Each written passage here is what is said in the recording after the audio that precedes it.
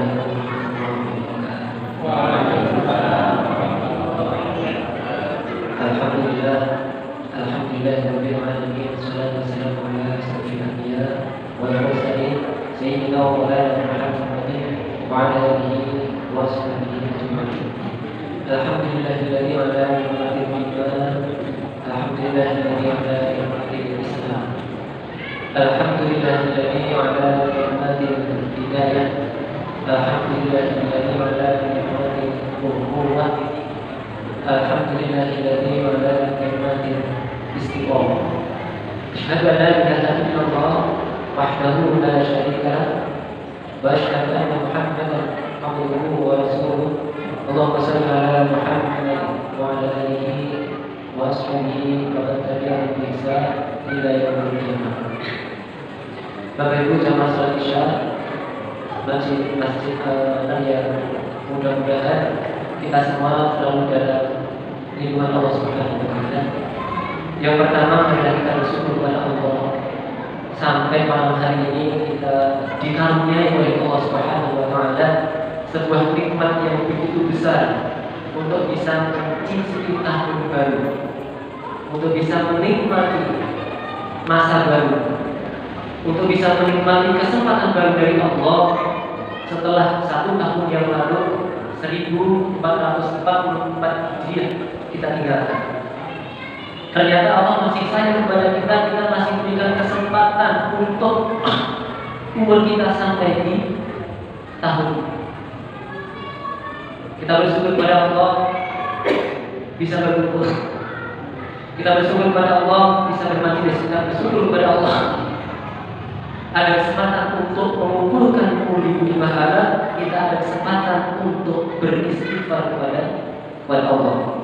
Maka Bapak Ibu, malam hari ini malam yang luar biasa. Jadi materi yang singkat ini saya siapkan 1 tahun yang lalu ya.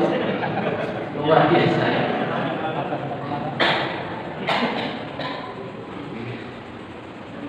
Mohon maaf nanti materinya datar PowerPoint-nya ya, karena dipaksa sama Sataliful, Mas tetap pakai PowerPoint ya, supaya nggak ribet nanti karena selanjutnya pakai PowerPoint. Alhamdulillah Bapak Ibu, kita bersyukur dengan mengucap Alhamdulillah paling dan juga dibarengi dengan perbuatan-perbuatan baik. Dan jangan lupa dosa-dosa kita yang lalu kita mohon kepada Allah. Yang kedua, salat masalah kita haturkan kepada Rasulullah Muhammad sallallahu alaihi wasallam. Tentunya beliaulah yang mengajarkan kepada kita sampai ada majelis yang mengajarkan kepada tadi mas-mas untuk ada gerakan infak beras. Ini nanti yang mengajarkan kepada kita untuk menolong tetangga, menolong keluarga, ibadah, nyembah Gusti Allah. Ini adalah kanjeng Nabi Muhammad sallallahu alaihi wasallam. Tentunya beliau juga yang memberikan arah, yang memberikan kriteria pintu-pintu surga. Beliau adalah kanjeng Nabi Muhammad sallallahu alaihi wasallam. Maka Ibu, kita bahasanya bisa kita dengan salawat, harapannya di akhirat sama-sama mendapatkan syafaat Rasulullah Muhammad sallallahu alaihi wasallam. Bapak Ibu rahimahullah. Yang pertama, saya ucapkan selamat tahun baru 1 Muharram kepada Bapak Ibu sekalian. Lagi-lagi ini nikmat yang begitu besar, jangan sampai disia-siakan. Bisa jadi tahun baru ini Allah berikan hanya 1 hari bagi kita. Kira? Bisa jadi tahun ini Allah beri kesempatan 2 hari bagi kita. Bisa jadi dikasih 3 hari buat kita, 1 minggu, 1 bulan. Mungkin dalam hati kita masih berpikiran bahwasanya oke lah, sekarang baru 1445, kan umurku baru 30 tahun. Bapak Ibu, yang namanya kesempatan itu tidak datang 2 kali. Yang namanya malam hari ini tidak mungkin tergantikan dengan malam esok. Tidak ada ceritanya 1 Muharram 1445 Hijriah 2 kali. Hanya malam hari ini. Sehingga Bapak Ibu, malam hari ini mari kita niatkan untuk thalabul ilmi, niatkan untuk memperbaiki diri, niatkan untuk terus mengumpulkan bumi pahala untuk kembali ke surga Allah Subhanahu wa taala. Malam hari ini akan kita buka dengan 1 ayat A'udzu billahi minasyaitonir rajim. Wa may yuhajir fi sabilillah yajid wa may yuhajir fi sabilillah yajid fil ardi muraghman katsiran wa sa'a. Wa may yakhruj min baytihi muhajiran ila Allah wa rasulih thumma yudrikuhu al-maut faqad waqa'a ajruhu 'ala Allah wa kana Allahu ghafuran. Bapak Ibu, barang siapa berhijrah di jalan Allah, niscaya mereka mendapati di muka bumi ini tempat hijrah yang luas dan rezeki yang banyak. Barang siapa keluar dari rumahnya dengan maksud berhijrah kepada Allah dan Rasulnya, kemudian kematian menimpanya sebelum sampai ke tempat yang dituju, maka sungguh telah tetap pahalanya di sisi Allah. Dan Allah Maha Pengampun lagi Maha Penyayang. Yang pertama Bapak Ibu, hijrah itu harus karena Allah. Jangan sampai kita hijrah karena apa? Teman, hijrah karena harta, hijrah karena wanita, hijrah karena wanita, hijrah karena kedudukan, hijrah karena yang lainnya. Yang pertama poinnya, hijrah harus karena Allah. Yang kedua, Allah memberikan kabar bahwasanya muka bumi ini luas. Ya. Artinya ketika dengan mau hijrah, itu kesempatan itu luas dan juga rezeki itu kata Allah yang banyak. Ini menggambarkan bahwasanya ketika dengan hijrah itu jangan takut untuk gak diterima di dunia Allah. Mas, kalau saya hijrah pakai kerudung gitu, nanti diceng boleh. Kalau saya hijrah 5 waktunya ke masjid mulai malam hari ini, nanti diceng tonggolnya nongkrong gitu. Diceng tonggolnya nongkrong. Yang muda-muda juga sama. Nah, sebelum ke masjid, tonggolnya kontrolnya hilang. Wah, tidak ada sebagainya. Kemudian selanjutnya barang siapa keluar dari rumahnya dengan maksud berhijrah kepada Allah dan Rasulnya, Bapak Ibu, ketika jenengan sudah berniat baik dan niat baik itu belum tertunaikan sampai finish, insya Allah pahalanya tetap melekat. Dengan niat bangun masjid, kita Masjid Al-Manar yang kita ucapkan ini luar biasa. Yang kita lihat desainnya, masya Allah luar biasa. Dengan sampai harta, tenaga, pikiran semuanya digunakan untuk membangun masjid. Belum jadi dengan konsep itu, kita insya Allah pahala jenengan itu tidak berkurang sampai ke dalam kita. Kalau dalam contoh yang lain banyak yang disampaikan oleh guru kita, sudah niat baik itu cukup pahala. Apalagi sudah melakukan aktivitas itu belum sampai finish, ya, insya Allah pahalanya. Bagaimana menurut terkait dengan hijrah ya, saat hijrah ini luar biasa, momentum yang sangat luar biasa. Bisa jadi kalau jenengan sekarang itu ucapan selamat tahun baru hijrah itu luar biasa, ya. Semoga menjadi lebih baik, semoga luar biasa.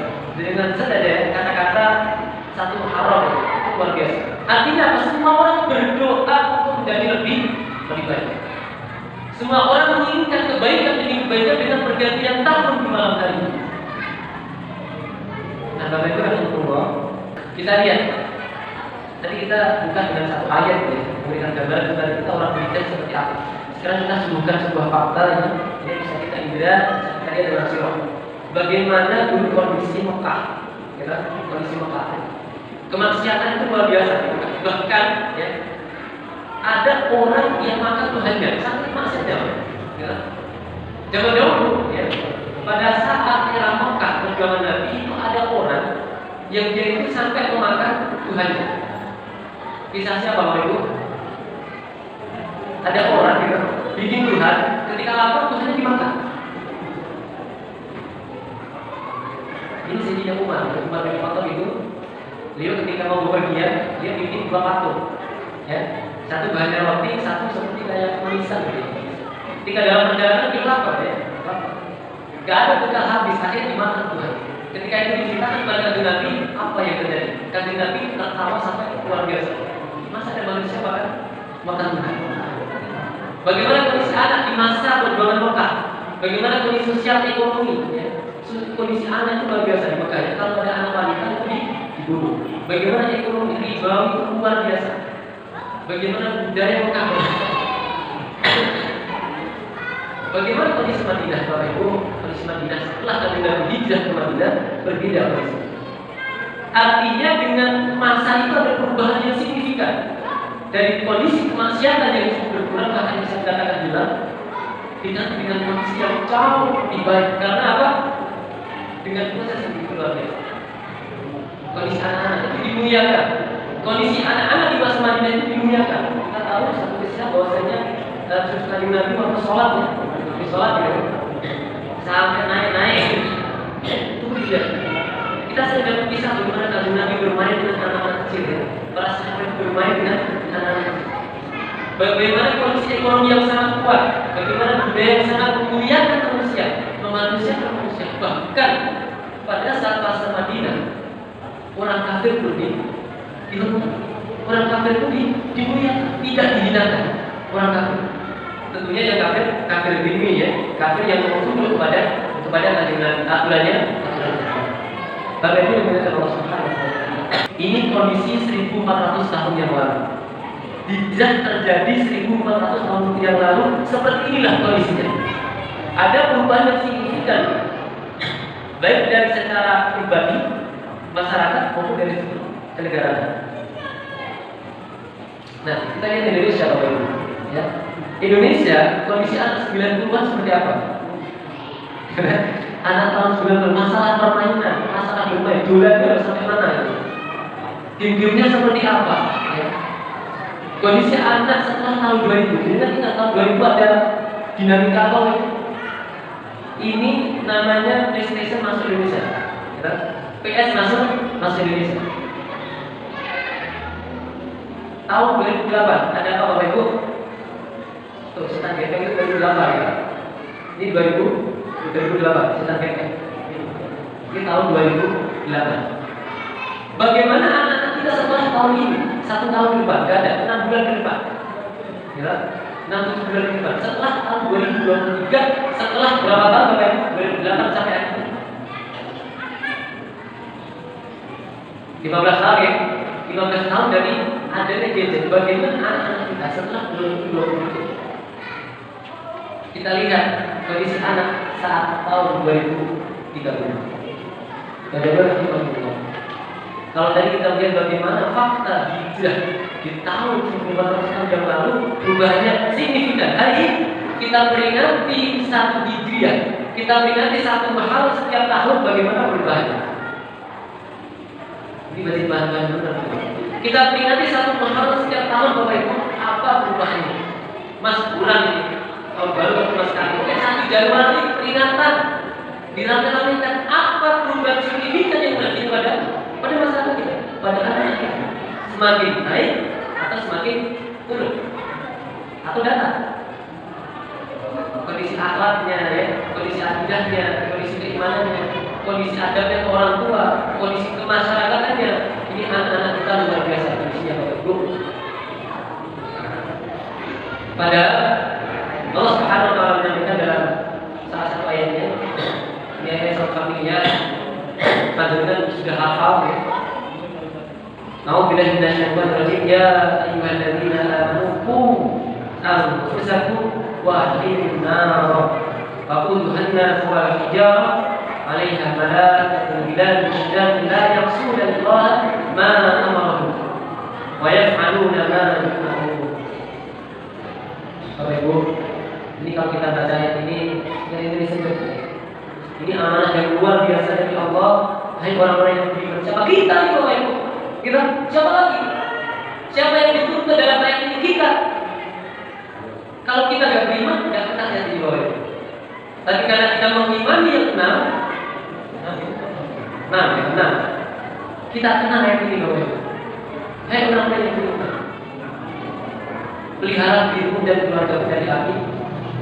Yang bahan-bahannya adalah manusia dan Bapak Ibu, dalam tafsirnya peliharalah dirimu dan keluargamu dari api neraka. Ini maksudnya kita diperintahkan untuk bertakwa kepada Allah, untuk melakukan perintah-perintahnya dan meninggalkan larangan-larangannya. Yang bahan-bahannya dari manusia dan batu di situ para muslim menyampaikan adalah berhala-berhala yang ingin disembah. Itu nanti akan jadi bahan bakar di neraka. Penjaganya malaikat-malaikat yang kasar. Ini kalau bahasa kasarnya ngeri Bapak Ibu. Di situ disebutkan malaikat itu besar ya, besar sekali malaikat itu. Kemudian wajahnya serem ya. Wajahnya luar biasa ya. Kalau baca tafsirnya Allah Akbar ya, disampaikan main yang keras kasar ya. Tidak menuruni Allah dan apa yang diminta. Ketika Allah bilang cabut, bakalan dicabut. Pukul. Lempar tenaga mereka pasti dilempar sama Allah. Karena rasa belas kasihnya nggak ada ya. Dalam tafsirnya Bapak menyampaikan nggak ada rasa belas kasihnya nggak ada ya. Nggak ada. Dicabut sama Allah. Malaikat-malaikat yang memang ditempatkan di neraka. Bagaimana dengan Allah Subhanahu Wa Taala? Malam hari ini saya dapat amanah yang luar biasa. Memang kajiannya dalam rangka 1 Muharram, tapi ada titipan dari panitia untuk menyampaikan tentang pandemi yang merajalela hari ini ya. Jadi Bapak Ibu rahimahullah, harapannya setelah pandemi ini nanti kita bahas, ini sebagai jembatan tadi, jembatan bahwasanya hari ini ada pandemi yang luar biasa. Harapannya nanti setelah kita jelaskan dengan momentum 1 Muharram ini kita hijrah. Dengan momentum 1 Muharram ini ada perubahan. Dengan momentum 1 Muharram malam hari ini panjenengan ada perjuangan untuk menjadikan kondisi pandemi ini selesai atau paling tidak lebih baik. Bapak Ibu, kita ingat ada pandemi apa saja yang menimpa manusia di muka bumi. Yang pertama, khususnya kaum muslimin, adalah pandemi akidah terjadi pada 1924. Ya, pandemi akidah. Pandemi itu suatu kondisi yang itu berdampak ke manusia secara luas. Pandemi ya, pandemi akidah itu terjadi pada 1924, yaitu pada runtuhnya Kesultanan Turki Utsmani. Setelah itu akidah kaum muslimin betul-betul dibabat habis. Sampai hari ini kita melihat akidah kaum muslimin betul-betul dangkal. Sehingga dengan Indomie, dengan mie sedap, dengan apa lagi? Dengan minyak goreng, dengan sembako bisa runtuh akidah. Berawal dari 1922. Yang kedua, ada pandemi flu 2005. Jadi ingat kita itu peternakan pada luar biasa. Saya ingat itu peternakan yang di Pondok Agung Al yang dulu di Wonosari itu ribuan ayam mati. Ada pandemi corona yang kita masih hangat, masih ingat bagaimana kondisinya luar biasa, capek, makan nggak bisa ya. Kondisinya luar biasa. Dan Bapak Ibu, sejak 2008 ini mulainya, ya, dan hari ini betul-betul sudah menjadi pandemi gajah, ya, pandemi pandemi Android. Mengapa saya katakan pandemi? Karena ini dampaknya sudah sampai ke akar rumput, sampai ke teman-teman kita yang sebelah kanan, sampai ke generasi pasukan kita yang sebelah kanan. Kita bagaimana yang perlu? Pandemi gajah ini luar biasa. Ada titipan dari panitia ya, Mas. Besok bahas terkait dengan Parete, khususnya bagaimana gadget ini bisa di manajemen oleh orang tua. Ini ditikan. Sehingga ini menjadi 1 Muharram adanya Parete gadgetnya. Tapi gak apa-apa ya, karena ini titipan ya, ada betul-betul pesanan dari beliau. Ini berarti beliau melihat kondisi. Berarti beliau prihatin. Berarti panitia prihatin kepada kondisi panjenengan ibu, kondisi panjenengan bapak-bapak dan kondisi pasukannya. Panitia prihatin melihat dinamika lingkungan kita yang semakin hari semakin memprihatinkan. Sehingga di momen Muharram ini panitia berbesar Mas bahas masalah gadget. Ya, bagaimana kita ngomong? Nah, ternyata Bapak Ibu, kita melihat ayat tadi, orang-orang beriman, ya, kita harus menjaga keluarga kita dari api neraka. Ternyata gadget ini bisa menjerumuskan siapapun masuk ke dalam neraka. Bukan hanya anak-anak kita, panjenengan saya, kita, kalau Bapak Ibu ini bisa menjerumuskan manusia orang yang beriman pun bisa ke dalam neraka. Bisa menjerumuskan keluarga-keluarga yang kelihatannya sakinah, mawaddah, warahmah terobrak-abrik karena gadget. Hubungannya, sehingga Bapak Ibu tadi saya ulas terkait ayat tadi sebagai pembuka dan materi intinya masalah gadget. Materi intinya adalah masalah bagaimana manajemen gadget. Mas, kok kayak setelah COVID, kok kayak setelah COVID, kok kayak berhasil mengatasi krisis dulu, Bapak Ibu. Saya juga masih belajar karena anak-anak saya masih kecil ya, masih 2 tahun, tapi ini PR yang luar biasa. Ini justru harusnya saya belajar kepanjangan bagaimana mendidik anak-anak untuk bisa terlepas atau paling tidak mampu manajemen gadget, pemakaian gadget. Bapak Ibu rahimahullah, setelah saya belajar kepada guru-guru ya, ada manajemen gadget yang harusnya kita terapkan dalam keluarga, itu juga dalam diri kita. Satu, harus ada waktu yang disepakati yang dilarang memakai. Majeliskan Bapak Ibu, dalam keluarga urusan Bapak dan Ibu harus ada waktu yang disepakati untuk tidak memakai gadget. Supaya apa? Supaya waktunya itu produktif, supaya waktunya itu betul-betul maksimal, waktunya itu bermanfaat. Karena kalau kita sudah scroll di Instagram, TikTok, ya, di YouTube, itu nggak terasa waktu itu habis, waktu itu nggak terasa. Bisa saya kasih 2 step ya. Pertama, misal waktu yang disepakati dilarang memakai HP itu misalnya subuh sampai suruh, gitu ya. Subuh sampai suruh. Yang kedua dari maghrib sampai isya. Ini 2 waktu rekomendasi yang disampaikan oleh guru saya. Untuk parenting ya, waktu 2 waktu ya. Ini misalnya, kalau jenengan buat kesepakatan 5 sampai 6 10 juga boleh. Ya. Minimal ini ada 2 waktu, yaitu waktu subuh sampai suruh dan waktu maghrib sampai isya. Itu waktu tidak ada waktu yang disepakati dilarang memakai gadget. Atau siapa? Ini sang suami, istri, anak-anak, semua satu keluarga disepakati. Karena apa? Di waktu yang luar biasa. Kita tahu waktu subuh sampai subuh itu luar biasa ya. Maghrib sampai isya. Ini kalau kita baca fadilah-fadilahnya beramal di waktu itu luar biasa. Nah, kita akan bahas fadilah amal ya. Kita bahas masalah gadget. Yang kedua masalah lokasi. Jadi ada 5 I dan ada 1 lagi, ada 6 poin tadi. Pertama, waktu. Yang kedua lokasi, tempat tidur. Jadi tempat yang tidak boleh ada gadget kata guru saya, tempat tidur. Karena apa? Tempat tidur itu harusnya waktunya untuk ngobrol antara bapak dan ibu. Masa iya berdua-dua di tempat tidur secara fisik, tapi secara WA sama tetangganya, sama teman mancingnya, gitu? Teman nongkrongnya, teman ngehitnya. Fisiknya di kamar Bapak Ibu, gitu? Fisiknya di kamar. Tapi pikirannya memikirkan tetangganya, memikirkan temannya. Ini menjadikan kondisi keluarga kadang kurang bagus. Ya, Bapak Ibu, ini kalau mau diterapkan di dalam pintu kamar itu diperinkan dengan gambar itu HP disilakan. Ini menarik. Siapa yang melakukan ini semuanya? Bapak, ibu, dan anak. Nggak boleh bawa HP ke kamar. Pertama tadi itu Bapak Ibu. Kemudian kamu anak-anaknya, untuk anak-anak atau kita semuanya, ketika di kamar itu waktunya istirahat. Dan ternyata Bapak Ibu dengan penelitian yang dilakukan oleh para ahli gitu ya, otak ini nggak bisa tidur ketika ada sinyal-sinyal notifikasi dari tidur gitu ya. Otak kita tidur. Dan ketika itu ada di dekat kita, otak kita itu akan berpikir nanti seperti yang mulai ada. Nanti ada pemberitahuan apa lagi? Nanti ada pemberitahuan apa lagi? Ini otak kita akan bekerja. Otak kita nggak istirahat, kita akan tidur kita nggak produktif. Tidur kita nggak masuk. Istirahat kita nggak masuk. Yang kedua kamar mandi, tempat ya lokasi yang tidak boleh ada itu kamar mandi. Mas, apa mungkin HP dibawa di kamar mandi? Dengan itu juga.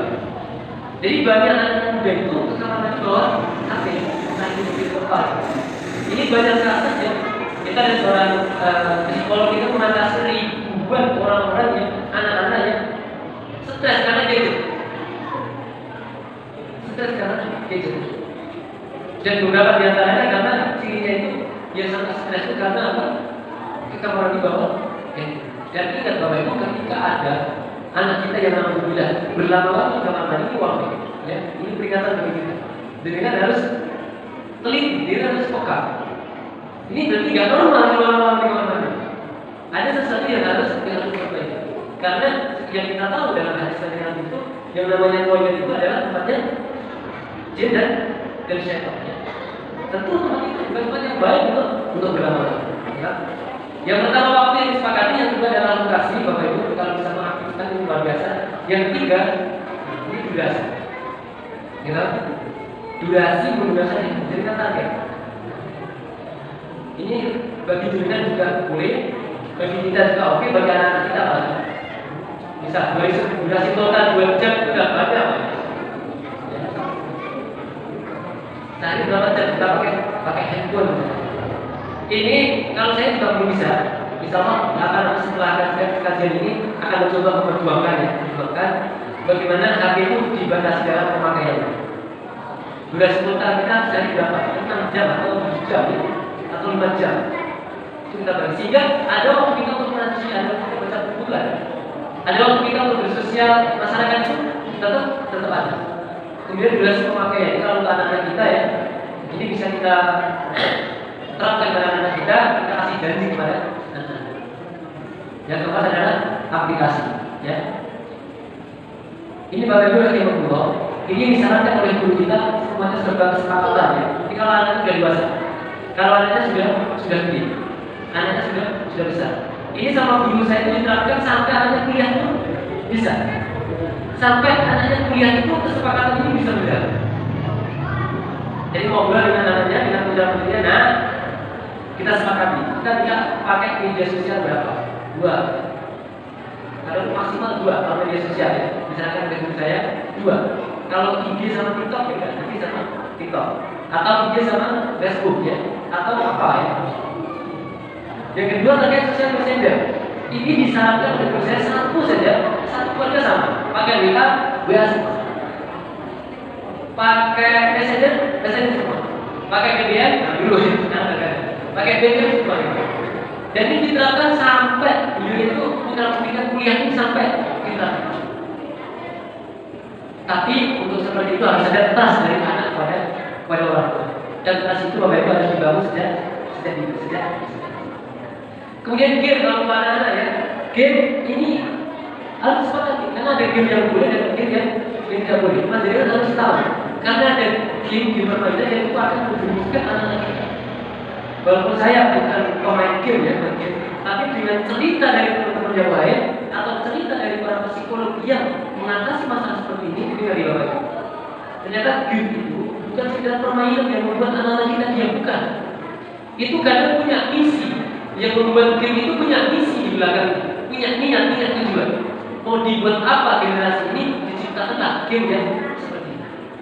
Sehingga panjenengan harus aktif, dicek game seperti apa.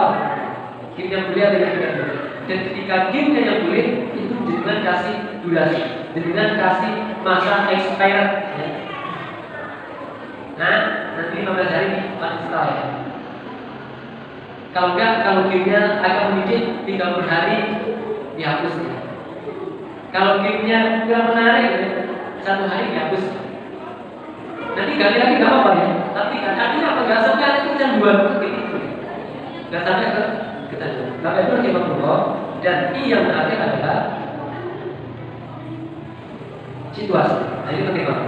Bapak Ibu rahimahullah, yaitu situasi ketika kondisi benar-benar meninggalkan diri. Yang pertama masalah ibadah. Di waktu ibadah, panjenengan paling berapa menit Bapak Ibu ibadah? Sholat berapa menit ya? Ke pengajian itu berapa menit? Ngaji itu berapa menit? Jadi sarankan sama guru saya, kalau tilawah juga jangan pakai gadget gitu.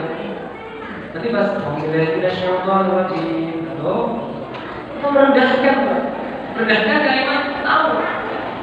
Pas yasinan ya, yasin alamnya punya apa gitu ya? Mestikan pas baca Al-Fatihah, ini kita kurang menghargai ya. Saat kajian, kecuali sampaikan oleh guru kami, kecuali dibawa untuk merekam, dibawa untuk live, dibawa untuk yang lain.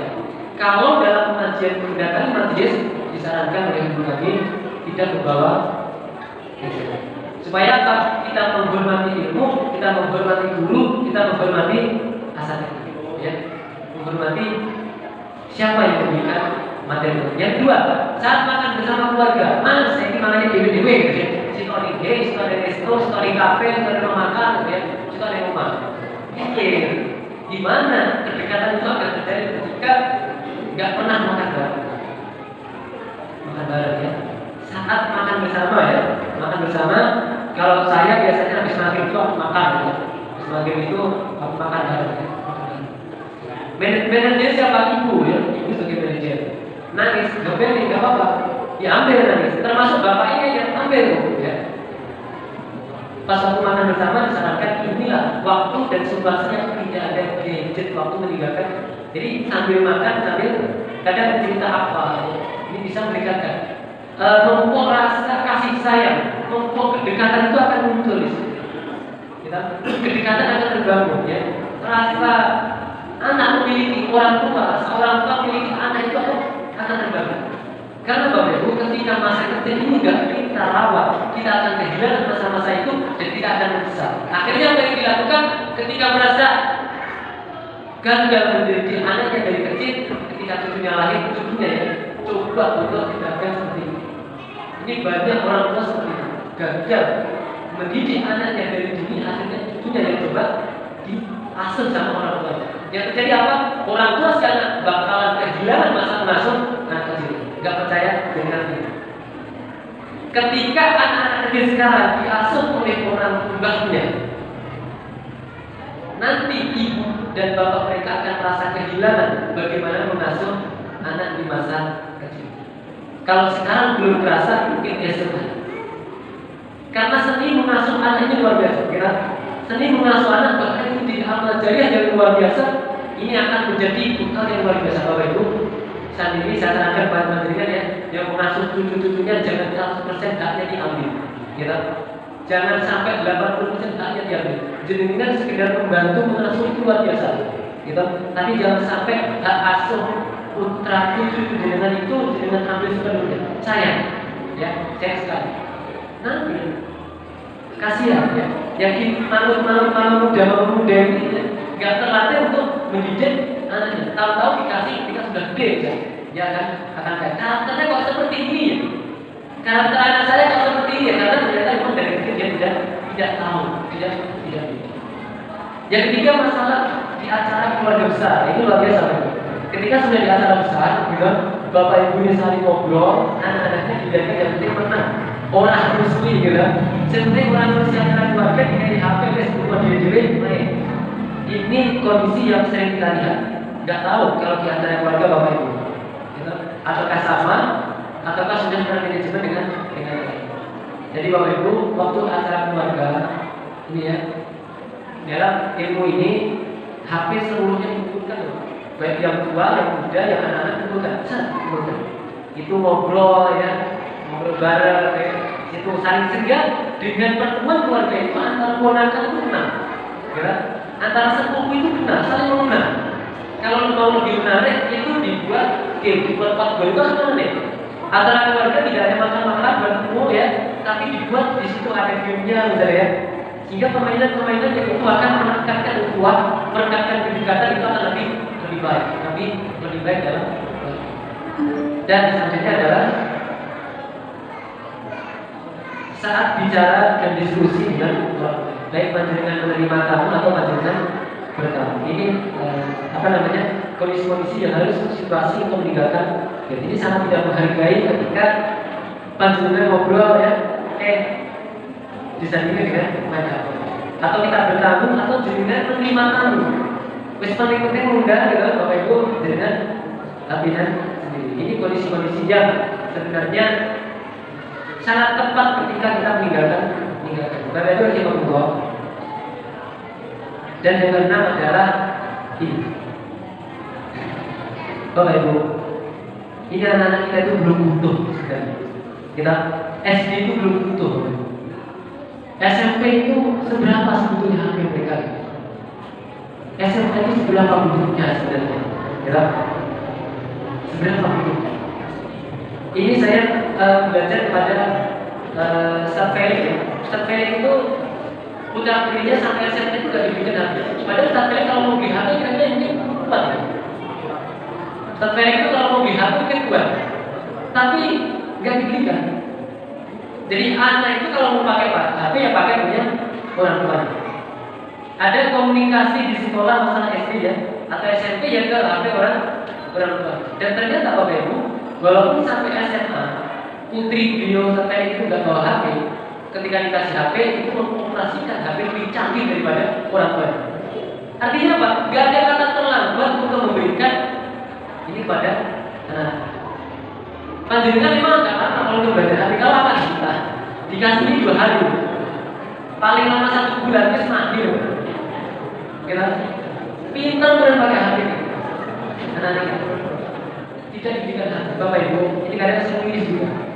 Anak-anak sendiri sudah HP harus sendiri gitu, harus punya sendiri. Saya kata lagi Bapak Ibu yang beda Allah Subhanahu Wa Taala. Kita melihat ayat tadi. Hai orang-orang yang beriman, jagalah diri dan keluar dari api neraka. Bapak Ibu, dengan HP ini, dengan yang memberikan, dengan sukarela, dan ini digunakan oleh anak-anak kita yang SMP, SMA untuk kemaksiatan. Kira-kira siapa yang akan berdosa? Siapa yang akan berdosa? Anak-anak kita dapat, kita juga dapat. Karena apa? Kita sudah tahu, kita gak ada yang buta, gak ada, kita tahu semuanya. Ini tuh bisa komunikasi dengan siapapun, dengan lawan jenis, gitu? Dengan luar biasa. Tapi sehingga saat ini punya anak sebenarnya satu yang lain juga sama punya. Seandainya itu diberikan dengan manajemen, dengan 5 poin di atas tadi, insya Allah mudah-mudahan itu bisa menjadikan terkondisikan anak, kita terkondisi. Karena kalau kita melihat anak-anak kita hari ini, Bapak Ibu, ini sudah dipanggil orang tuanya ketika sudah melihat nah, tadi namanya siapa ini? Gus, sudah ya. Atau siapa? Tadi Udin, 10 kali dan belum jawab, gitu? 10 kali belum jawab. Nah, ya Allah, karena gini, mau dipukul juga masih anak-anak, gitu. Mau ditempelin masih anak-anak. Ini Bapak Ibu yang Allah. Inilah satu kondisi yang kalau kita ibaratkan tadi ada kondisi Mekah, kondisi Madinah. Inilah kondisi kita hari ini.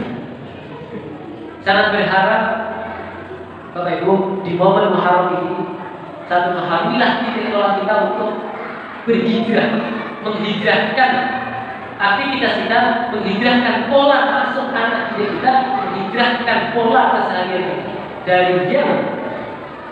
Awalnya disibukkan dengan media sosial, disibukkan dengan HP kita masing-masing, kita manage penggunaan HP ini baik untuk diri kita, secara keluarga, untuk suami, untuk istri, dan untuk anak. Kita hijrah. Ini tentang titik kuat di malam hari ini. Dan ini dengan Allah Subhanahu Wa Taala kita bisa melihat kondisi anak-anak kita zaman sekarang seperti ini.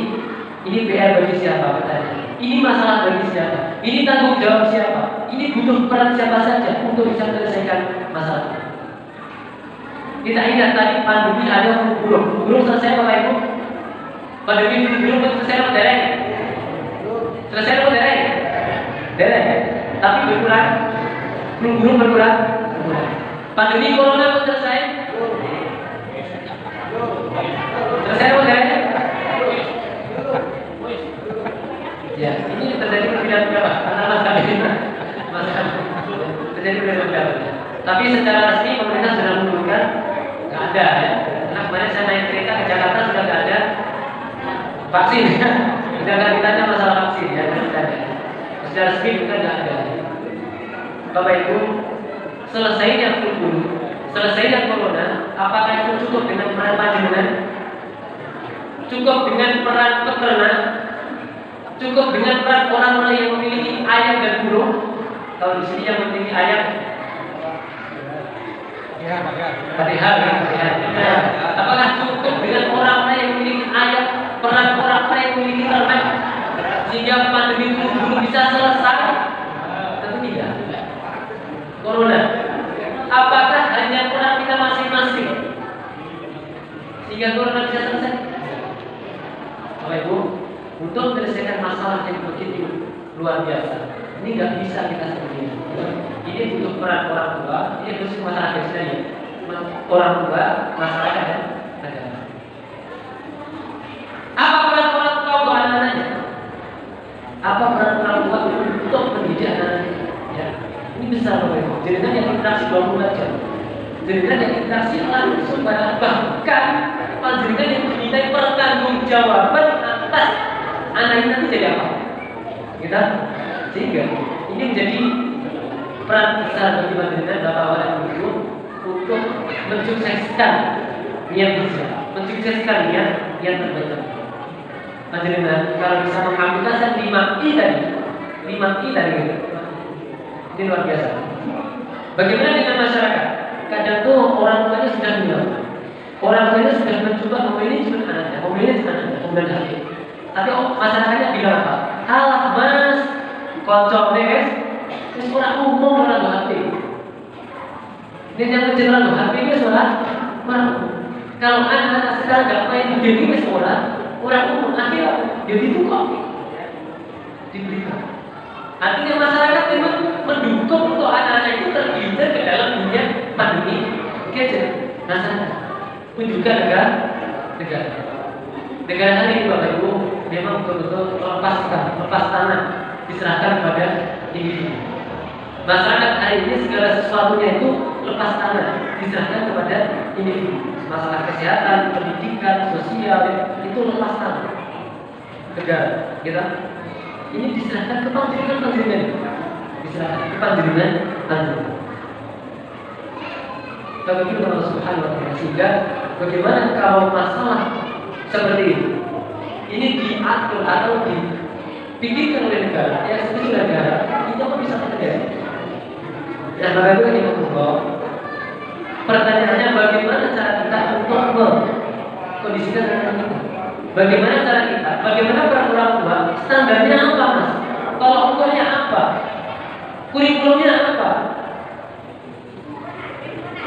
Untuk mengatur orang tua ini bekalnya apa ya?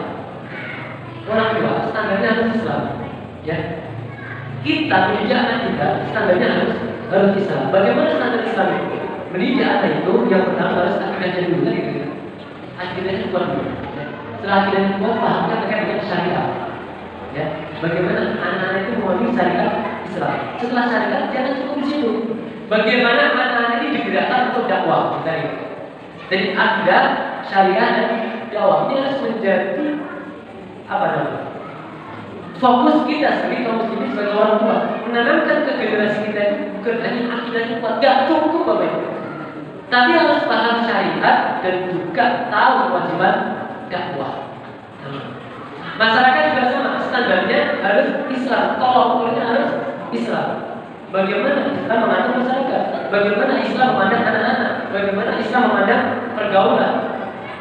Dan juga negara. Kalau negara standarnya bukan Islam, kalau negara tolak ukurnya bukan Islam, akhirnya dibebaskan.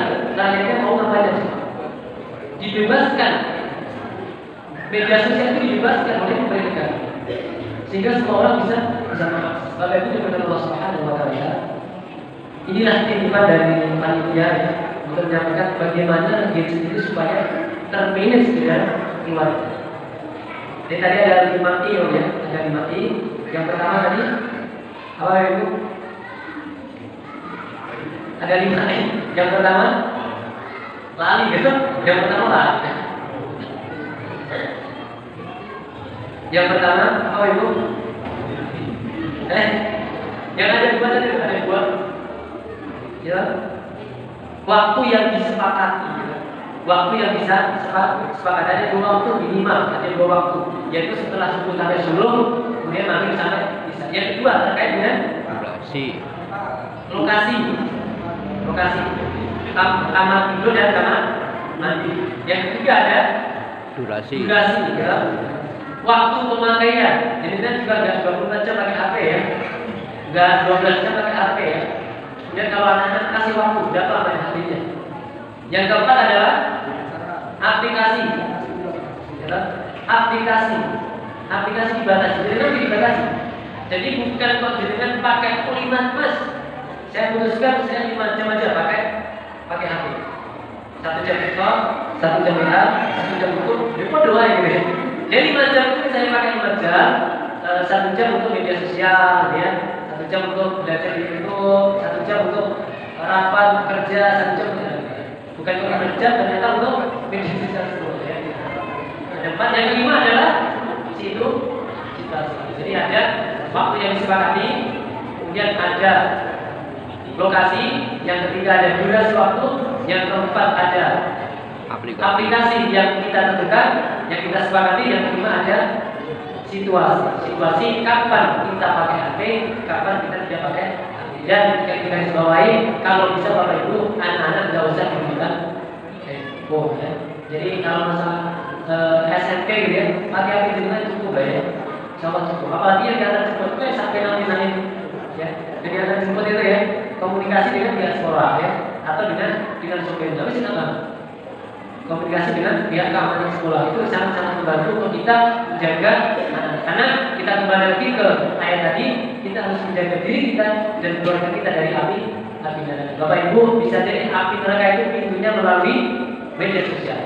Bisa jadi api neraka itu pintunya melalui chattingan antar lawan jenis.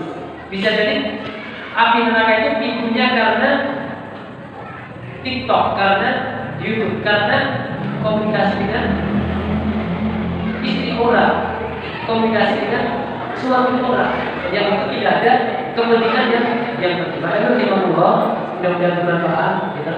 Dan mudah diingat ada 5 I tadi ya, 5 I mudah-mudahan diingat. Jadi kalau bisa mengaplikasikan, insya Allah membentuk satu hal ini menjadi momentum yang luar biasa. Satu hal ini bisa menjadi momentum betul-betul titik pola kita untuk manage waktu kita dan juga mengatur, memanage bagaimana aktivitas anak. Sangat miris ketika kita ke masjid, anak-anaknya itu halal itu melingkar ya, tapi melingkarnya dalam hal ya. Datang ke masjid, bikin halal melingkar lah ke pojok sana ya. Sore dia melingkar, tapi halalnya halal game ya, bukan halal Quran, bukan halal majelis pengajian, bukan halal enggak, tapi halal Allah. Ini menjadi pilihan bagi kita. Kalau nggak di masjid, nggak ada di madrasah gitu. Ini yang bisa kita lihat. Kalau nggak di masjid, di madrasah. Ini bisa menjadi pilihan bagi kita. Bagaimana kita bisa merubah momentum satu Muharram ini, seperti halnya Kanjeng Nabi merubah kondisi Mekah jadi kondisi Madinah. Juga kita harapannya bisa merubah pola hidup kita hari ini menjadi pola hidup kita yang lebih baik di hari ini. Bapak Ibu, terima kasih. Ada kurang lebihnya mohon dimaafkan. Ini satu Muharram yang mengajarkan masalah gadget dan masalah parenting ini mudah-mudahan tidak mengurangi ya, tidak mengurangi daripada baiknya kuliahnya malam hari ini. Walaupun kita tidak membahas masalah hijrah apa ya, hijrah itu harus seperti apa, itu sepertinya sudah banyak dijelaskan oleh para asatidz yang lain. Bahkan bisa jadi kalau dengan malam hari ini klik pengajian satu Muharram live banyak sepertinya ya. Sekali lagi terima kasih, mohon maaf atas kekurangan, dan yang terakhir mohon doanya untuk saudara kita yang hari ini belum bisa bergabung ya, ditambahnya 1 tahun ini dengan juga lebih giat dakwahnya, dengan gak bosan dengan beberapa tahun yang lalu telah mulai pergerakan bagaimana amanah untuk coba diponcerkan gitu ya, bagaimana amanah ini mau dibuat lebih mencolok untuk lebih giat dakwahnya. Ini dengan jangan bosan-bosan karena memang kelihatannya segini-segini sebetulnya. Nanti kita nggak tahu dengan bertambahnya waktu, bertambahnya perjuangan panjenengan, ini masyarakat kita akan lebih terdorong, lebih semangat, bahkan bisa ikut bermajelis dengan kita. Assalamualaikum warahmatullahi wabarakatuh.